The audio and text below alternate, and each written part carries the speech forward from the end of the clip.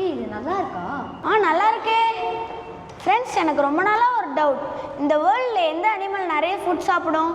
இது கூட தெரியாதா? குழந்தைங்களுக்கு கூட ஈஸியாக தெரியும். இதுக்கு ஆன்சர் ரொம்ப ஈஸி, எலிஃபேண்ட் தான்.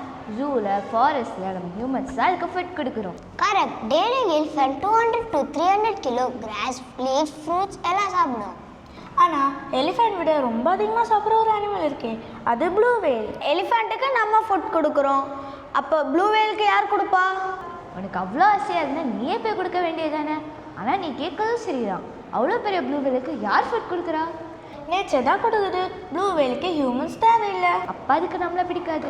சீல சின்ன சின்ன ஃபிஷ் இருக்கும், அது பேர் தான் krill. ப்ளூ வேல் அதை மட்டும்தான் சாப்பிடும். நம்ம கொடுக்குற பொட்டேட்டோ சிப்ஸோ வேறு எதுவும் சாப்பிடாது. பொட்டேட்டோ சிப்ஸும் லேசுமா?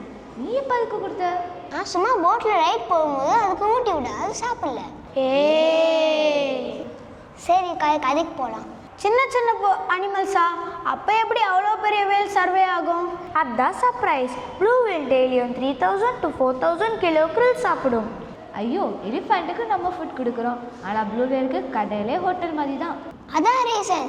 க்ளீனாக இல்லைன்னா பிளாஸ்டிக் பொல்யூஷன் வந்தால் krill செத்துரும். krill இல்லைன்னா வேலுக்கு ஃபுட் இல்லை. அப்போது எலிஃபெண்ட்டை ப்ரொடெக்ட் பண்ணுற மாதிரி ப்ளூ வேலையும் காப்பாற்றலாமா? அந்தளவுக்கு இல்லை. இவனை மாதிரி போட்டில் போகும்போது பொட்டேட்டோ சிப்ஸும் பிளாஸ்டிக்கும் கொடுக்காம இருந்தாலே போதும். நான் செஞ்சது நல்லா இருக்கா? நல்லா இருக்கு. சீக்கிரம் முடிங்க, நம்ம தரணும்.